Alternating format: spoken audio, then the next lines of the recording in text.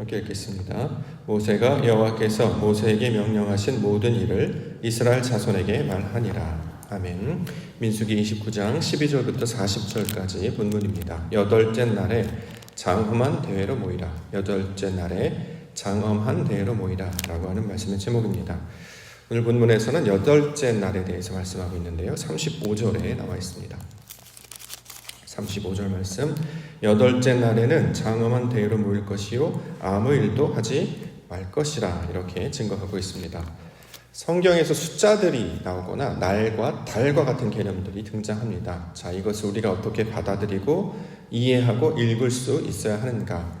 성경에서 말하는 모든 숫자, 날, 달이라고 하는 것은 하나님의 의도와 사역을 나타내는 상징으로 사용되고 있습니다. 따라서 숫자를 있는 그대로 보는 것이 아니라 그 속에 담겨져 있는 의미를 해석해서 그 뜻으로 우리가 받아야 성경을 읽을 수가 있게 됩니다.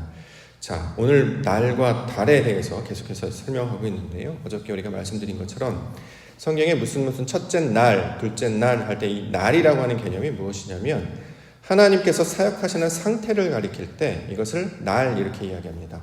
신약에서는 이것을 낮이라고 번역하기도 했죠. 자, 예수께서 함께 하실 때, 빛이 있을 그때에, 다시 말해 하나님의 사역하시는 그때를 가리켜서 날 이렇게 지금 번역하고 있습니다.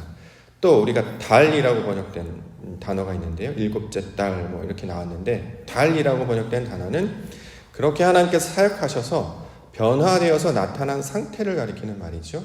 이것을 다른 말로 새롭게 되다라는 의미로 사용하고 있습니다. 하나님의 사역이 모여서 변화가 됩니다. 날들이 모여서 달이 된다라는 의미가 되겠죠. 따라서 이 날이나 달은 하나님이 사역하시고 마침내 변화되는 것을 말하는 상징적인 개념으로 우리가 받아야 이 성경을 읽을 수가 있게 됩니다. 29장은 우리가 일곱째 달 성회로 모이라 라는 내용을 우리 가운데 설명해 주고 있습니다. 일곱째 달 성회로 모인다 라고 하는 말은 말 그대로 발음이면 7개월 됐을 때 집합해라, 모이라 이런 말로 우리가 이해해 왔는데요. 이거를 개념을 가지고 의미를 가지고 이제 해석을 해보면 일곱째 달이라고 하는 것은 하나님의 완전한 사역으로 인하여 완성된 상태를 가리키는 말이었죠. 자, 이것이 일곱째 달 성회로 모인다가 가지고 있는 의미였습니다. 자, 이스라엘 백성들이 지금 하나님의 인도하심으로 말미암아 광야 가운데 나왔고 이제 광야에서 가나안 땅으로 들어가기 일보 직전인 상태입니다. 하나님의 말씀으로 인하여 가나안 땅에 들어가는 상태가 되었습니다. 자, 이것을 가리켜서 일곱째 달 성회로 모인다. 지금 이렇게 번역을 하고 있는데 의미적으로 우리가 살펴보면 하나님의 사역으로 인하여 완성된 상태가 되었다라는 말이죠. 한마디로 거듭났다, 구원받았다, 하나님의 백성이 되었다라는 의미입니다. 그렇기 때문에 광야에서 태어난 2세대들이 신명기 말씀들이 되어서 가나안 땅으로 들어가게 되는 것입니다. 우리가 이제 천국에 대한 개념은 장소적 개념이 아니고 상태를 가리키는 말이었습니다. 즉 하나님의 말씀으로 구원받은 상태가 되는 것을 하나님의 나라, 하나님의 백성, 천국 이렇게 부르는 거죠. 이스라엘 백성들이 가나안 땅에 들어갈 수 있었던 것은 여기서 불완전했는데 가나안 땅에 들어가서 완전해지는 것이 아니고 이 땅에서 하나님의 말씀으로 조성되어서 완전히 완성되어서 그러한 상태가 된 자들이 들어가는 땅이 가나안 땅이 되었습니다. 그러므로 가나안 땅 들어가기 전에 광야에서 태어난 백성들이 하나님의 말씀을 온전히 받고 깨달아서 아버지의 뜻 가운데 변화된 자들 되었던 거죠. 자, 이것을 가리켜서 일곱째 달 성회로 모인다. 이걸 번역하면 이런 내용인데 의미는 하나님의 백성으로 거듭난 상태가 되었다라는 뜻을 가지고 있습니다. 어저께 초하루하고 열흘을 살펴봤고요. 오늘은 15째 날과 여덟째 날이 무슨 의미인지를 살펴보는 시간 갖도록 하겠습니다. 첫 번째는 15째 날 보겠습니다. 12절 나와 있습니다. 12절 말씀, 일곱째 달 15째 날에는 너희가 성회로 모일 것이요 아무 일도 하지 말 것이며 이래 동안 여호와 앞에 절기를 지킬 것이다, 이렇게 이야기합니다. 15째 날 나왔는데요. 이것도 숫자를 가리키는 말이 아니고 의미로 우리가 해석해야 이것이 이제 이해가 된다는 거죠. 15째 날이라고 하는 것은 열이라는 단어와 다섯이라는 단어가 합쳐진 말입니다. 열, 성경에서 열이 나오면 우리는 어떤 마음을 가져야 되냐면 완성됐구나 이런 뜻을 우리가 생각해야 됩니다. 십계명, 하나님께서 주신 10가지 말씀이 10가지로 되어 있죠. 이걸 10가지로 주셨는데 왜 10가지냐면 1부터 10까지 10개를 하나씩 말하는 게 아니라 열이 하나님의 완성된 모습으로 주는 것이기 때문입니다. 그래서 열을 주셨어요. 자, 근데 이 열을 주셨는데 그 중에 5이 있다는 거죠. 이 성경에서 말하는 5은 무슨 뜻이냐면 이 히브리어를 살펴보게 되면 어떤 말로 구성이 되어 있냐면 하모세 이렇게 되어 있습니다. 하모세 무슨 뜻이냐면 모세라는 뜻이에요. 모세 그 인물 하나님께서 택하신 하나님의 사람 모세인데요. 그 모세가 하나님의 말씀과 생명으로 말미암아 완전한 자가 되었죠. 그랬을 때 앞에 해가 붙는다는 거죠. 그래서 하모세 이렇게 부르게 됩니다. 자, 이것을 숫자적인 의미로 5이라고 부르기도 한다는 거죠. 15이라고 하는 것은 15일, 보름을 가리키는 말이 아니고 하나님께서 주신 말씀으로 말미암아 하나님의 사람으로 완전히 변화가 되었다라는 것을 가리키는 말로 지금 우리 가운데 주고 있습니다. 모세는 하나님의 사람으로 우리 가운데 상징으로 보여주셨죠. 그렇기 때문에 15째 날이 되었다라고 하는 것은 그가 하나님의 말씀으로 주신 그 말씀을 통해서 온전한 하나님의 백성으로 온전하고 완전하게 변화되었다라는 것을 가리키고 있는 말입니다. 자, 이 상황을 하나님 뭐라고 부르냐? 이것을 여호와의 절기 이렇게 부른다는 거죠. 본문에 보면 여호와의 절기 지키라 이렇게 말했는데요. 이래 동안 여호와의 절기를 지키라라고 하는 말은 이 7이라는 과정을 통해서 하나님이 주신 말씀과 호흡과 생명으로 말미암아 완성되는 것을 가리켜서 여호와의 절기, 다시 말해 하나님이 하시는 일이다 이렇게 얘기합니다. 창세기 1장부터 살펴보면 첫째 날부터 7째 날까지 창조 사역들을 쭉 설명해 놓으셨잖아요. 그리고 마지막 날에 완성하셔서 그날을 안식하셨다 이렇게 얘기합니다. 이게 다 하나님의 창조의 사역이란 말이죠. 그래서 오늘 본문에 15째 날 이렇게 설명해 놓고 첫째 날부터 7째 날까지 계속 소를 바치라 양을 바치라 이렇게 계속 설명하는 이유는 뭐냐면 이게 창세기 1장에 나타나는 창조의 사역으로 말미암아 완성되는 모습과 똑같이 지금 모세가 이스라엘 백성이 하나님이 하시는 일이 완성되었음을 우리 가운데 보여주는 내용이 되고 있습니다. 자, 이것을 근데 문자적으로 받게 되면 소를 잡아 바치는 것으로 우리가 이해를 하게 되죠. 만약에 이것을 우리가 진짜로 감당한다고 하면 지금도 우리가 모였을 때 소 잡아야 합니다. 근데 그렇게 하지 않잖아요. 소를 잡지 않습니다. 왜냐하면 완성되었기 때문이다라는 거죠. 자, 본문에서 말하고 있는 이 15째 날에 벌어지는 소위 말하는 장막절, 수장절이라고 그날에 7째 날까지 매일매일 해 나가는 그 모든 상황은 뭘 가리키냐면 하나님께서 이스라엘 백성들을 어떻게 변화시킬 것인가를 보여주는 하나의 그림이에요. 계획이라는 거죠. 자, 이렇게 너희들을 해 나갈 거야 라고 말하고 마지막 날 이것이 완성되었어 라고 지금 이야기하는 내용이 되고 있습니다. 결국에 이것이 하나님이 하시는 일이라고 한다면 이것이 궁극적으로 어디를 향하고 있냐면 예수 그리스도를 가리키고 있는 말입니다. 왜냐하면 그분께서 예수 그리스도를 통해서 우리를 온전하고 완전하게 변화시켜 주시고 거듭나게 해주셨기 때문입니다. 이것을 백성들이 알아듣지 못하니까 자, 이러한 모형으로 지금 이렇게 가르쳐 주신 거죠. 우리는 말씀을 대할 때 그 의미와 상징이 무엇인지를 보고 하나님께서 무슨 일을 하시려고 이 내용을 하시는가를 살펴보아야 합니다. 그렇지 않으면 이것을 마치 사람이 감당할 수 있을 것처럼 오해하여서 사람이 막 감당하려고 한다는 거죠. 매일같이 수백 마리를 잡아서 드리는 것조차 쉽지가 않은 일이고요. 광야에서 그 물과 먹을 양식도 부족해 보이는 그 땅에서 목축들을 하고 있는 상태, 그것들도 불가능한 상태였습니다.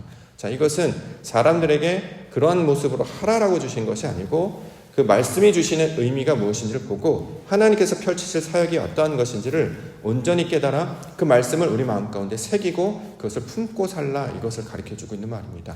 그래서 그 말씀을 우리 마음 가운데 품게 되면 그것이 우리에게 믿음이 되는 것이고 우리가 지난 주일 오후에 봤던 것처럼 그것을 가리켜서 말씀을 품은 자, 말씀을 마음에 새긴 자, 그래서 그것을 마리아라 부른다고 했지요. 그래서 그것을 통해서 마침내 진리를 낳게 하고 하나님의 뜻을 얻게 하는 것이 하나님의 사역의 내용으로 우리 가운데 주고 있는 것입니다. 자, 그래서 7째 날까지를 통해 하나님의 완성을 보여주셨어요. 이것을 온전히 깨닫게 됐죠. 그 다음에 맞이하는 날이 어떤 날입니까? 그래서 다음 날 맞이하는 것이 8째 날 설명하고 있습니다. 35절. 8째 날에는 장엄한 대회를 모일 것이요 아무 일도 하지 말 것이다. 자, 8째 날이라는 뜻은 하나님의 형상, 말씀이 우리 마음 안에 이루어진 날을 가리키는 것입니다. 이것을 신약에 보면 안식 후 첫날이라는 말로 설명해 주고 있었죠.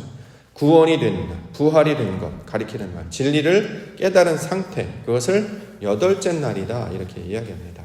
자, 그러한 때를 가리켜서 다른 말로 장엄한 대회 이렇게 지금 설명하고 있습니다. 장엄한 대회라는 말은 개역 한글에서는 거룩하다라는 말로 지금 번역해서 사용하고 있는데요. 장엄하다, 거룩하다, 이것은 무엇을 가리키는 말이냐면 하나님의 형상으로 완성되었다라는 뜻입니다. 하나님이 주신 말씀과 주시는 성령으로 내가 이것을 온전히 깨달아서 아버지께서 원하시는 하나님의 사람으로 모습을 갖추게 되는 것, 이것을 장엄하다라는 말로 지금 우리가 번역을 지금 하고 있습니다. 근데 이 말이 가지고 있는 속뜻은 그렇죠. 안식 후 첫날 부활한 자가 되는 것, 거듭난 자가 되는 것, 구원받은 자가 되는 것을 가리키는 말이거든요. 진리가 된 자를 가리키는 말이에요. 다시 말해 부활하신 예수 그리스도를 닮은 자가 된다는 거죠. 자, 그 일을 가리키는 말로 우리 가운데 설명하고 있습니다. 그렇기 때문에 아무 일도 하지 말라라고 하는 것은 사람이 하는 일이 다 사라지는 상태를 가리키고 있는 말입니다. 그렇죠? 하나님과 결합했잖아요. 하나님 안에 우리가 거하게 되잖아요. 자신의 수고와 생각, 내가 가지고 있던 근심과 염려이 다 사라지게 되는 상태. 나를 위해서 하는 일이 아니고 하나님의 일로 충만함으로 말미암아 내 모든 일이 다 사라진 상태. 이것을 자유라고 말하기도 하고 평강, 위로라고 말하기도 하죠. 자, 이러한 여덟째 날을 가리켜서 구원의 날 이렇게 이야기하고 여호와의 날 이렇게 말하기도 합니다.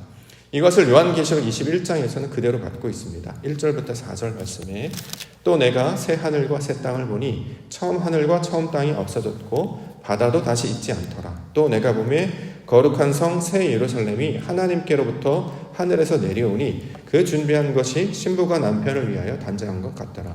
내가 들으니 보좌에서 큰 음성이 나서 이르되 보라 하나님의 장막이 사람들과 함께 있음에 하나님이 그들과 함께 계시리니 그들은 하나님의 백성이 되고 하나님은 친히 그들과 함께 계셔서 모든 그 눈물을 그 눈에서 닦아주시니 다시는 사망이 없고 애통하는 것이나 곡하는 것이나 아픈 것이 다시 있지 아니하리니 처음 것들이 다 지나갔음이러라. 처음 것들이 사라진 상태, 육신의 것들을 가리키고 있는 말이죠. 우리가 원래 가지고 있던 성질, 땅에서 태어난 그 성질이 다 사라졌어요. 혈기, 자존심, 열등감, 패배의식, 교만함, 자기의, 이게 다 사라진 상태. 하나님께서 우리와 함께 하시는 그런 상태, 이것을 새 예루살렘, 새 하늘과 새 땅 이렇게 이야기한다는 거죠. 그러한 모습들로 변화시킬 것이다 라고 하는 것을 이미 창세기 1장 1절부터 계속 똑같이 설명을 하고 있는 것입니다. 그래서 우리가 계속 듣게 하시는 거예요. 그래서 상황과 처지와 역경이 그런 상황에 맞춰서 이걸 깨달을 날을 주신다라는 거잖아요. 그래서 말씀을 잘 새겨 넣어서 이것이 어떠한 뜻인가 잘 품고 있는 자들은 하나님의 영광을 보게 될 것이다. 이렇게 말씀하고 있습니다. 39절 말씀을 보겠습니다. 너희가 이 절기를 당하거든 여호와께 이같이 드릴지니 이는 너희의 서원제나 낙헌제로 드리는 번제, 소제, 전제, 화목제 외에 드릴 것이니라.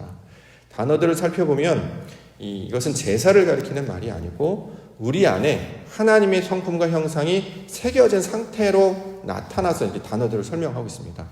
원래 번제, 소제, 전제, 화목제는 올라, 민하 이렇게 설명해 주셨잖아요. 근데 그것이 우리 안에 들어온 거예요.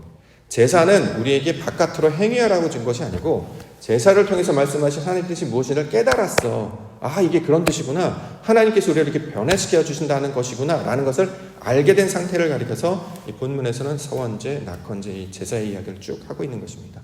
우리의 바깥의 행위가 아니라 내 마음으로 하나님의 뜻을 온전히 깨달은 상태. 그래서 이것을 진리가 됐다, 구원이 됐다, 하나님을 아는 자가 됐다라고 이야기하죠. 그래서 이것 성경에서는 예수님께서는 이것을 가리켜서 영생이다 이렇게 말씀하고 있습니다. 영원으로 사는 삶을 가리키는 말이죠. 진리로 사는 삶을 가리키고 있는 말입니다. 그래서 2021년도 우리 교회가 주제가 진리가 되는 이유가 거기에 있습니다. 진리로 예배하고 진리로 사랑하고 진리로 열매 맺는다. 그것은 무슨 뜻이냐면 하나님의 뜻을 아는 자가 된다는 거죠. 그래서 온전한 구원이 무엇인지, 천국 백성이 되는 것이 무엇인지, 신앙과 믿음과 예배가 무엇인지를 온전하게 깨달아서 참되게 하나님을 섬기며 예배하는 자들이 되겠다. 이것이 우리 가운데 주시는 소망이고 교회에 관한 기도의 제목이 되는 것입니다. 오늘도 하나님이 주신 목소리는 다른 것이 아니고 그 하나님이 하실 일을 기대하도록 그 말씀 마음 가운데 품고 나도 그러한 자가 되게 하여 주시옵소서를 소망하도록 우리에게 들려주셨습니다. 말씀을 듣게 하신 것은 저것을 내가 원한다, 원하게 하신 거죠. 원하게 하면 만지게 되는 것이고, 만지면 붙들게 되는 것이고, 붙들면 내 안에 것을 먹어서 새겨 넣게 된다는 거죠. 하나님이 펼쳐놓으신 것들을 보고 깨닫고 원하여서 내 안에 채우는 것. 그래서 하나님이 원하시는 모습대로 내가 변화되는 것. 이것을 신앙의 궁극적인 모습으로 말씀하고 있습니다. 이 온전한 모습으로 우리 가운데 나타나신 분이 바로 예수 그리스도신데요. 그분을 우리가 함께 닮아가며 나아가는 우리 믿음의 시간들이 되기를 원합니다.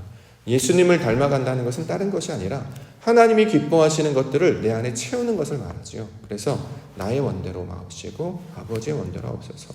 나의 뜻이 아니라 하나님이 기뻐하실 뜻대로 살아가는 것. 자, 이것을 우리 가운데 주시는 말씀으로 약속해 주고 있습니다. 오늘도 진리의 말씀, 하나님 주신 이 말씀 붙잡고 하나님이 하실 그날, 그 구원의 날, 거듭난 날, 진리로 다시 일어나서 하나님과 동행하며 사는 날, 하나님의 백성이 그날 되는 그날, 그 여호와의 날을 우리가 기대하며 나아가는 날이 되기를 원합니다.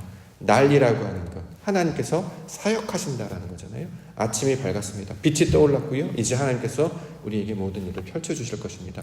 진리의 눈, 믿음의 눈을 열어서 길들을 바라보시고 마침내 완성하시는 그 영광을 향해 소망을 붙들고 기도 가운데 나아가시며 주님과 동행하시며 나아가시는 우리 믿음의 한 날 되시기를 주의 이름으로 간절히 축원합니다. 기도하겠습니다.